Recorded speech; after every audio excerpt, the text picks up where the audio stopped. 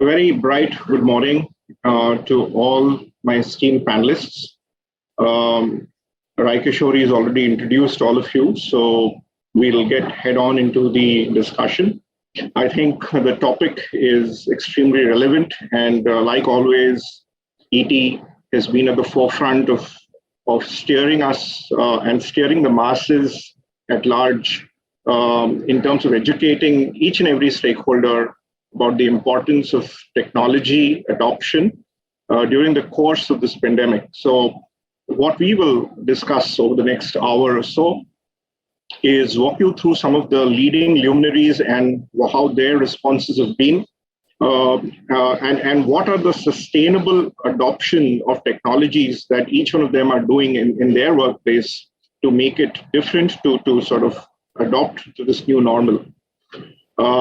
We are seeing four broad, clear areas of change in the supply chain. The need to move away from central command to central orchestration is a clear trend that we are seeing in organizations. Most retail organizations have geographical footprints spread into nooks and crannies of our country, and the command and control regime is more paving way to an orchestration. And this requires a very, very robust IT infrastructure to capture signals and hence address them.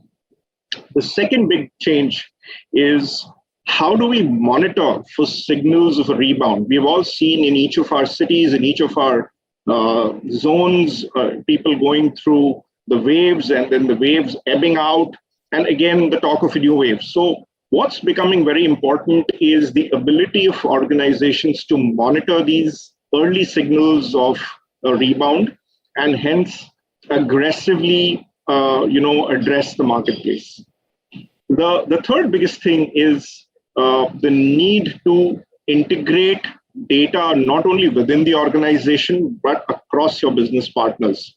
And those organizations, to our mind, will truly lead in the future. People who have the collective understanding of how their suppliers are behaving and how their channel partners are behaving, and then take decisions. And lastly, but not the least, is the human experience. People will continue to work in a hybrid environment for some time to come. So what is this new work?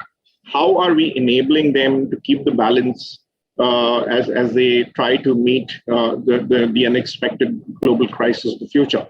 To us, these are the four clear trends on digitization and technology. With that, I would like to bring on to the table Mr. Ranjan Sharma. How do you render that entire inventory in one single bulk to everyone? Because you can't have silos of inventory, which is highly, highly inefficient. And which means inventory is the biggest cost that retailers actually carry. So how do you improve on that and create a single view of inventory, whether it is sitting in your distribution centers, whether it is sitting in your stores, and be able to leverage that and have that listed across your different partner websites, your own e-commerce websites, your endless aisle apps, and multiple places. Now the challenge was also, if the footfall was not coming at the stores, how do you compensate or how do you leverage that inventory which is already available at the store, in the physical store, and how do you use those people who are there at the store as well? Because it's not that the customers are not willing to order. Customers were not able to go to the stores, hence they were not able to place an order or buy from the stores. But then they were sitting at home and they were digitally available. We're talking about three things: investment in our associates, investment in technology, and investment in our supply chain network and assets. It allowed us to add $29 billion of top line to our US Walmart US revenue, while our supply chain associates were under significant challenges because of all the COVID restrictions, while our suppliers were under a lot of stress as it relates to our fill rates, etc. While there were significant demand variations where there were certain grocery items that had a demand of 20x of the normal, we were able to, based on the flexibility, the closed loop nature of our supply chain, the iterative nature of our technology, which basically essentially keeps learning, takes feedback loops very seriously and is very tightly integrated between the suppliers, the distribution channel, and the fulfillment channel, was able to ramp up.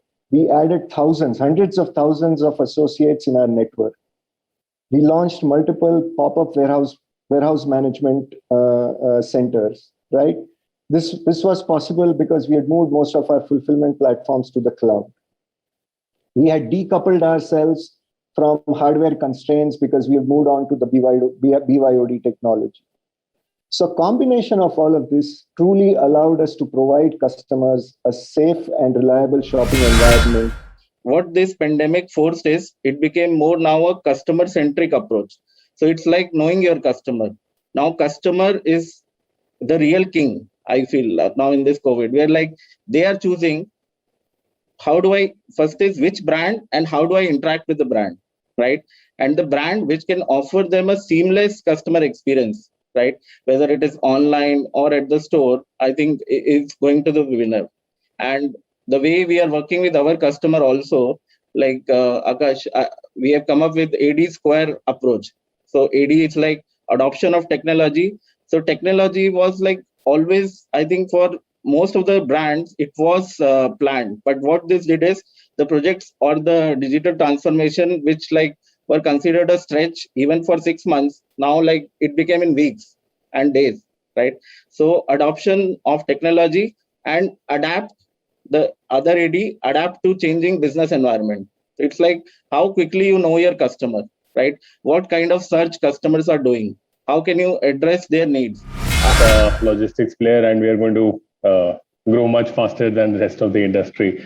So, and a great driver for that has been technology. So right from the beginning, the bias has been towards collecting data, transforming that into intelligence, and using that, going from system guidance to system direction in order to make the network smarter with every transaction that happens in it, right? So every time a shipment moves through our network, we need to learn something about it, and we need to put that learning into action to make our network better. One is how do you address friction and reduce your disruption response times through improved visibility and situational awareness. And situational awareness sounds like such a buzzword, but it's about how do you sense, think, and respond, right? By being able to get information from, and Akash, I think you touched on it as well, being able to integrate information across internal silos, but also external data, whether it's in-flight data or whether it's unstructured dark data, such as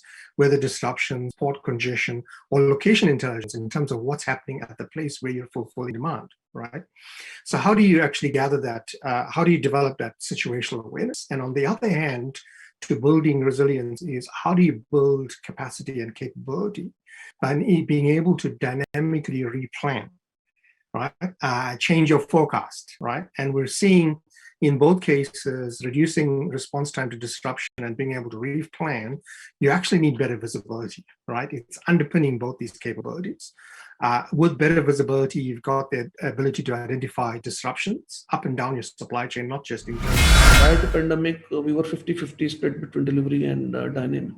Now, of course, overnight delivery was shut down with that first 21-day lockdown. Now, slowly, the delivery, grew to compensate for dine-in. We actually were able to see the people who were only dine-in were actually moving to delivery. And now these people were used to quite a personalized treatment when they were visiting their neighborhood restaurants. So they might be knowing their restaurant manager by name. The restaurant manager might be knowing their families. The upsell, cross-sell could happen very easily. Now all this has to move without a face of a restaurant manager to a platform.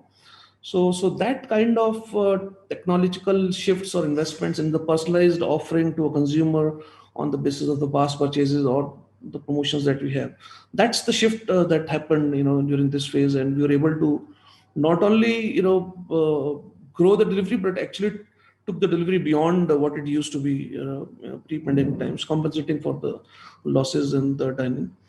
And lastly, the forecasting bit, the uncertainties about the closing time, opening time of the restaurants, which were changing very frequently. So now